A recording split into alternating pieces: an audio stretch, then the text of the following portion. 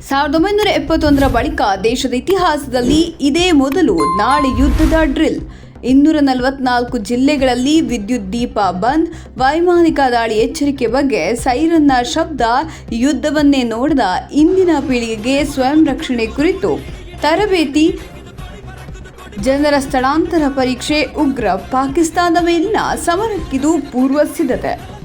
ಪಹಲ್ಗಾಮ್ ಭಯೋತ್ಪಾದಕ ದಾಳಿ ನಂತರ ಪಾಕಿಸ್ತಾನದ ಜೊತೆ ಹೆಚ್ಚುತ್ತಿರುವ ಯುದ್ಧ ಉದ್ವಿಗ್ನತೆಯ ನಡುವೆಯೇ ಮಹತ್ವದ ಕ್ರಮವೊಂದರಲ್ಲಿ ಕೇಂದ್ರ ಗೃಹ ಸಚಿವಾಲಯವು ಮೇ 7ರ ಬುಧವಾರದಂದು ದೇಶದ 244 ಜಿಲ್ಲೆಗಳಲ್ಲಿ ಪೂರ್ಣ ಪ್ರಮಾಣದ ನಾಗರಿಕ ರಕ್ಷಣಾ ಅಣಕು ಕವಾಯತು ನಡೆಸುವಂತೆ ರಾಜ್ಯಗಳಿಗೆ ನಿರ್ದೇಶನ ನೀಡಿದೆ.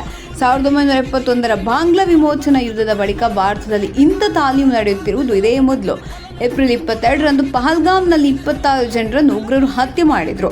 ಇವರು ಪಾಕ್ ಬೆಂಬಲಿತ ಉಗ್ರರಾದ ಕಾರಣ ದೇಶದಾದ್ಯಂತ ಪಾಕ್ ವಿರುದ್ಧ ಯುದ್ಧ ಸಾರಬೇಕು ಎಂಬ ಕೂಗು ವ್ಯಕ್ತವಾಗಿದೆ.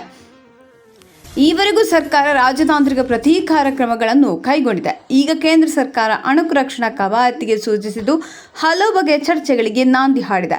ಗೃಹ ಸಚಿವಾಲಯದ ಪ್ರಕಾರ ಈ ತಾಲೀಮಿನ ವೇಳೆ ಯುದ್ಧದ ಸಂದರ್ಭದಲ್ಲಿ ಕೈಗೊಳ್ಳಬೇಕಾದ ಕ್ರಮಗಳು ಮತ್ತು ಜನರು ತಮ್ಮನ್ನು ತಾವು ರಕ್ಷಿಸಿಕೊಳ್ಳುವ ವಿಧಾನವನ್ನು ಅಭ್ಯಸಿಸಲು ಸೂಚಿಸಲಾಗಿದೆ.